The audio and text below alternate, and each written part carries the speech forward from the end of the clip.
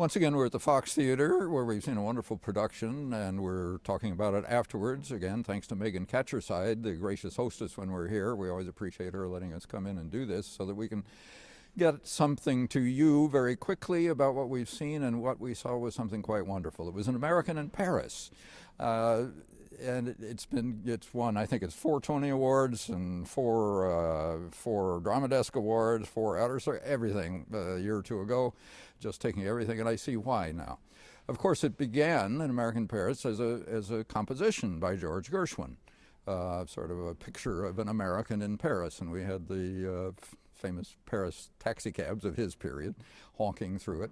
And then it was made into a movie, Gene Kelly and Leslie Caron, and that's the basis. What that did was take not only the American in Paris piece, the composition, but several other Gershwin's numbers, songs, so that we had a musical made out of it about people being in love, as most musicals are. And now it's been brought to the stage. And sometimes I think, as I have often said, if you got a good movie, why try to put it on the stage? You can never equal what they can do in a movie. Well, I take it all back for this one. An amazing coordination of all the production elements in this. Everything danced. It's about dance. The director was also the choreographer, Christopher Wheeldon, who is best known actually as a choreographer. But Wheeldon did an amazing job with this.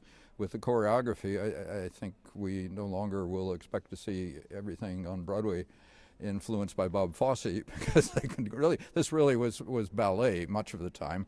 The main female character is a ballet dancer who is young and learning, and all of a sudden is thrust into a starring role. In the meantime, a young American this is right after the end of World War II, and instead of going back to the U.S., he'd had a rough time, as many people did at wartime. And he wasn't ready to go home, so he stayed in Paris. He's also a painter, an artist, and Paris is a place for artists, he felt. But he sees this young woman first on the street and then runs into her at the ballet theater, where a friend of his is the rehearsal pianist, because this friend, another American who was also in the army, and is a composer.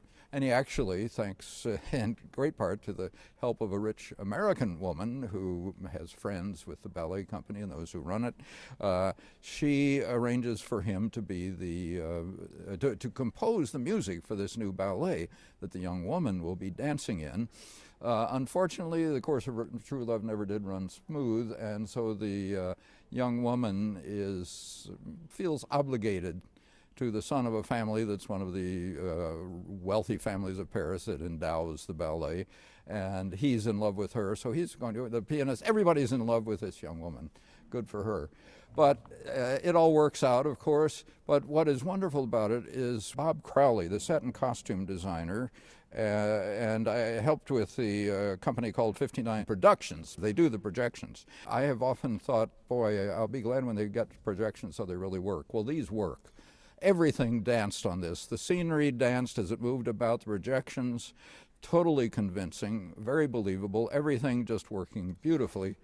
And then there was the dance, Wheeldon's choreography. Movies can be more realistic, but here we found that stage can be more atmospheric, and the atmosphere was just fabulous tonight. Yes, it was.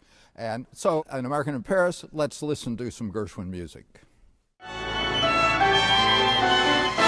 She's made by life so glamorous. You can't blame me for feeling amorous. Oh, wonderful, marvelous, that she should care for